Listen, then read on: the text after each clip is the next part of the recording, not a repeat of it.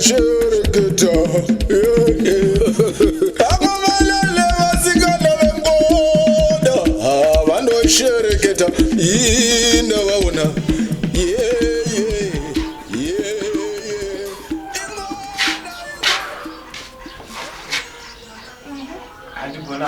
but I am falling in love with you. Sure. Okay. Sort of like recess.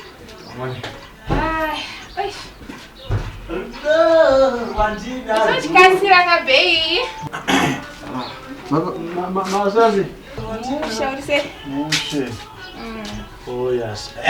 Magasimba. Triple. Oh yeah.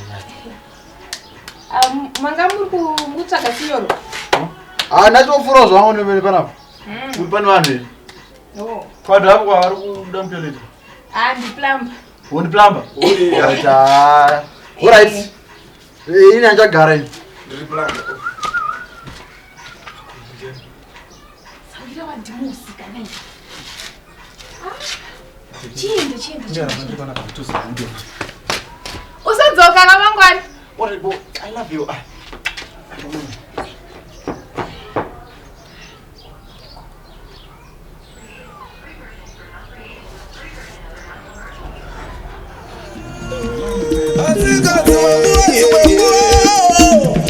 Ademosi haina na voloso ndatirangwa rinokwana here anzvitelote here kutelote chiko ichibhodhoro here tozvokuva tongere chikiri chechiko unosanganisa chiko kana baba here kana baba here kakwanasootikanakadonobva mudenga aiwa apusira ramba nashe avudzi mumusoro akasirakidza yega nobaka kapusi vanongopinda mbavachirara uzvo aiwe apengero atiye baba mwana uyu yakapusa aparadhako kana radhakoasoreshene yakasvika godzi nekakwanaaoti kana baba kakwanadimosi yaiye aiye urikutokwa doro panapa munda wako wapera nei simuka uye kuno pananga achirima here simuka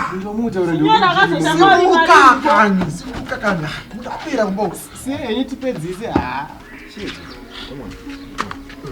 mukadzi wako izvizvi ari kumarinetwa mumba mako iwewe saundi yandanzwa ndatoziva kuti hausiriwe saundi yandatonzwa ndatoziva kuti hausiriwe ndosaka ndazvokudetsa apa hausi ndatoziva kuti hausi handeiwe chiko chikutika katori kamugeto yukutika munyika ndatoziva kuti saundi iyoyo saundi chete ndatoziva kuti hausiwe handeiwe handeka usavire ipapo handei